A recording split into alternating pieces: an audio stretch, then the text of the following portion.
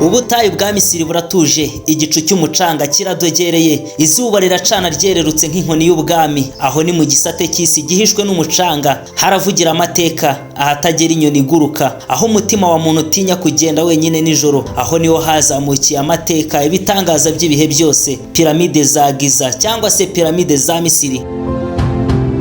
Oya, nakoreka dutangire dutya. Ninde watekereje ko urupfu rutagomba gutwara byose, ko umuntu ashobora kwiyubakira ikirundo cy'amabuye kikaramba imyaka ibihumbi, yewe no mu gihe ubwo atakiriho? Ese ni gute bafataga amabuye manini cyane apima amatoni ibihumbi bakayazamura mu mazi muri metero amagana hejuru y'umucanga? Ese bari abantu cyangwa bari intumwa z'ikirere? Ndibaza niba bari ibivejuru cyangwa se alien z'ibiremwa bidasanzwe byaturutse mu isanzure. Ese ni iki bari bafite mu mitwe yabo, mu mitima yabo cyangwa se mu biganza byabo? Ese icyo bubakaga cyari imva z'abami babo cyangwa se cyari ikirango cy'ubwami kizahoraho ibihe byose?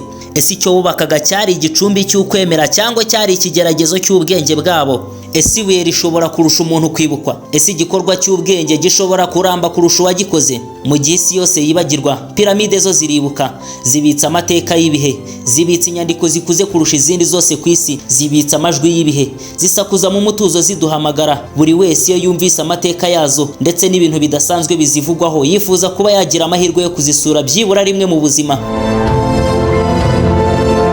Izi piramide zubatswe mbere y'uko Bibiliya yandikwa, ziraruta imyaka y'icyuma, zirasatira ikinyejana cya za robo. Ariko izi piramide ntizigeze zigwa cyangwa se ngo zisenyuke zirimbuke, ziracyahagaze, zirakomeye. Yewe nta n'indi nyubako yo muri iki kinyejana cya 21 byitezwe ko izaramba kurusha izi piramide.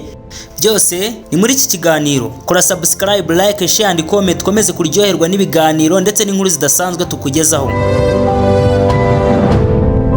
Piramide zo mu Misiri zubatswe mu gihe cya Misiri ya kera, ubwo ni mu myaka y'ibihumbi 2600 mbere y'ivuka rya Yesu Kristo.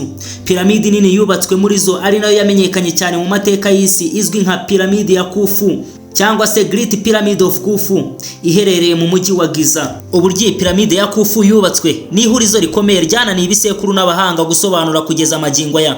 Iyi piramide yubatswe n'amabuye arenga 2,300,000, aho ibuye rimwe byibura rishobora gupima ibiro biri hejuru y'ibihumbi 2,500. Aya mabuye bayakuraga mu mugezi wa Nile, mu nyanja cyangwa se hejuru mu misozi, cyane cyane mu birunga. Hibazwa uko bayatwaraga, cyane ko muri icyo gihe nta modoka, nta mashini, yewe nta n'irindi koranabuhanga ridasanzwe bifashishaga.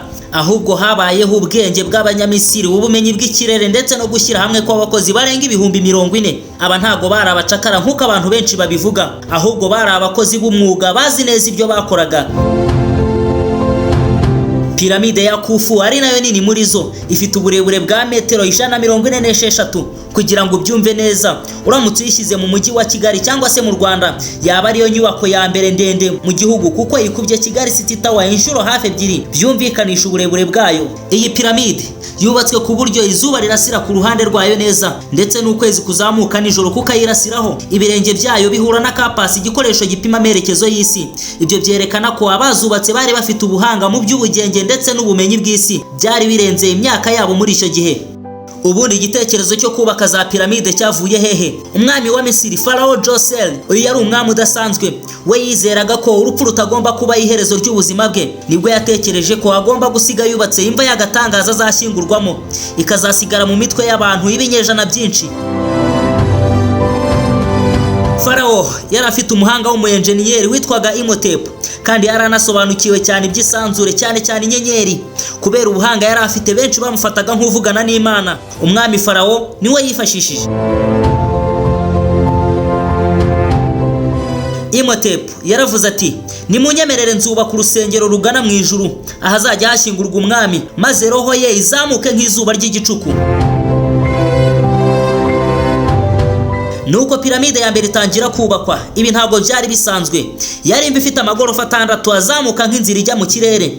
Abaturage babibonye baratangaye cyane, batangira kuvuga ko Imhotep afite amagambo y'ibanga atari y'abantu, ndetse benshi batangira kuvuga ko yaba atari n'umuntu nkabo. Izi piramide za Giza kandi zubatse mu murongo uhuye n'inyenyeri 3 za Orion, zikaba ku murongo umwe n'umugezi wa Nile nk'uko umutima n'amaraso bigendana. Hari abavuga ko izi piramide zubatswe n'ibiremwa bidasanzwe byakomotse mu isanzure, ari byo byitwa ibivejuru. Abandi bakavuga ko hari ubwenge bwihishe bwari mu Misiri ya kera, kugeza n'ubu butaramenyekana.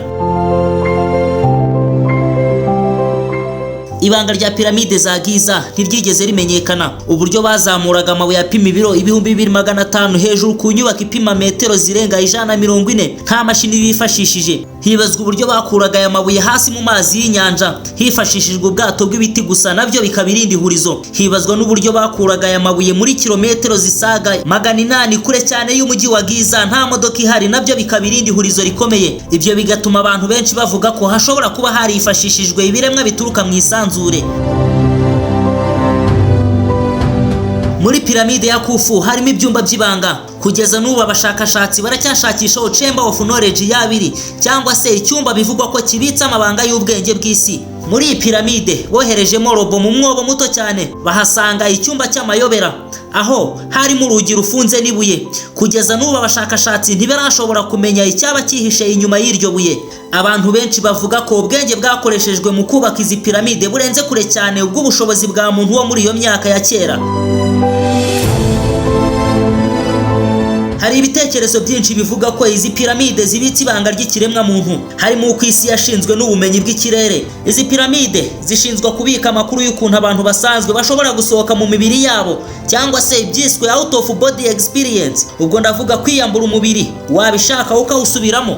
Si ibyo gusa kandi izi piramide bivugwa ko zibitse ubumenyi bwo mu myuka ndetse n'imibare ihambaye cyane itarigwa ahandi aho ariho hose ku isi kugeza magingo aya. Hari n'abavuga ko muri izi piramide harimo igitabo kivuga uko isi zarimbuka cyangwa se inyigisho z'ijuru n'isi. Mu nzira zica munsi y'ubutaka muri izi piramide harimo ibyumba byinshi bitashoboye kwinjirwamo kugeza n'ubu. Bikekwa ko harimo amabanga akomeye, dore ko abashakashatsi batemerewe kwinjira mu byumba byose. Ibyo bigatuma amakuru y'ibanga akomeza kugirwa ubwiru buhambaye. Hari abakeka ko muri ibyo byumba bifunze harimo ibintu byinshi bifitanye isano n'ibihugu byinshi byo ku isi cyangwa se amateka y'umubano wa muntu n'ibiremwa bidasanzwe bikomoka mu isanzure. Izi piramide ntago ziri mu Misiri gusa, ziri no mu Bushinwa, Peru, Sudani ndetse n'ahandi. Hari abavuga ko izi piramide zose zaba zifitanye isano y'ukuri, ko zubatswe n'abantu cyangwa ibiremwa bifite itumanaho rusange ndetse n'ubumenyi buhambaye. Kuba izi piramide zarashoboye kuramba igihe kirekire, kwihanganira ibihe byose no kuba zarubatswe ku kigero cy'ubuhanga budasanzwe bituma zihabwa agaciro gakomeye ku isi. Ibidasanzwe bizivugwaho bituma abantu benshi bazirebera mu ndorerwamo y'iyobokamana, ubumenyi cyangwa se imigani y'imyumvire. Piramide ntabwo zari ubushyinguro gusa, zari zihagarariye icyubahiro n'imbaraga z'umwami. Urugero rwiza ni piramide ya Khufu. Umwami yayubatse kuko yashakaga ko abantu bagira amatsiko y'amabanga yirimo ndetse bakunguka n'ubumenyi bushya, kandi kazasigara ivugwa mu mateka y'isi. Ikintu kibazwa kugeza magingo aya, hibazwa niba piramide za Misiri ari igihangano cya muntu cyangwa se niba ari inkoni y'inkuba yatewe n'ibiremwa bikomokaho amaso yacu atabasha kureba. Piramide za Misiri ziri mu bikurura ba mukerarugendo benshi ku isi, zikaba ku mwanya wa mbere mu bintu 7 bitangaje byo mu isi ya kera. Izi piramide zikaba zicungwa n'umurage w'isi wa UNESCO. Wowe kora subscribe, like, share and comment kuri Domis News TV, komeze kuryoherwa n'inyandiko zicukumburanya ubuhanga, amakuru y'ibyamamare ndetse n'izindi nkuru ziryoshye dukomeza kukugezaho. Kibuga hano nkubwire, iyi niyo company wumva ifite umwihariko w'ubugeni butaboneka ahandi, Genuine Tech Art Limited. Genuine Technology Art Limited. Genuine Technology Art Limited. Genuine Technology Art Limited. Genuine Technology Ni impamo ndakubwira ukuri ko mu isi y'ikoranabuhanga n'ubugeni butasigaye. Mbere gato mu binyejana byahise wakeneraga bimwe cyangwa se byinshi by'ubugeni bigasaba ukwezi ngo ukunde ubone umupira wanditseho cyangwa se uriho ibindi bimenyetso wifuza. Ubu bisaba gusa umunota umwe ubona logo igiye ku mwenda wawe uko waba umeze kose. Kwandika ku myenda byo byoroshye nko guseka, byose bikajyana no gushyira amafoto ku myenda wifuza. Hamwe na Genuine Tech Art Limited, ibi byose ngarutseho babizi nka dawuri mu ijuru. Waramutse ubagannye ugasa n'ubabwira wikinira ngo ni mu nkorere business card y'ubwoko bwose, babikora vuba nk'ababigize umwuga. Naho mu gihe ukeneye gukora certificate na brochure zamamaza, babyumva vuba bakagukorera ibyo wifuza byose. Noneho aho babera inzobere muri ubu bugeni, bandika ku tubuni, udukombe, ibikarito, amakaro n'ibindi, kandi bakabikorana ubushishozi. uko biri kose ushobora kuba ufite impano yo gukina filime ariko warabuze kamera ndetse na kameramani wakamejeje. Unkundiye ukanyumvira, nakubwira ko bano basore n'inkumi bafite kamera yabugenewe mu gukora filime ndetse batanga serivisi yo gufotora mu bukwe. Ibigo by'amashuri, amakampani akeneye kwamamaza, ibigo by'imari, abanyenganda n'abandi mwese mwahasanga ibintu bya karite. Ndavuga muri Genuine Tech Arts Limited.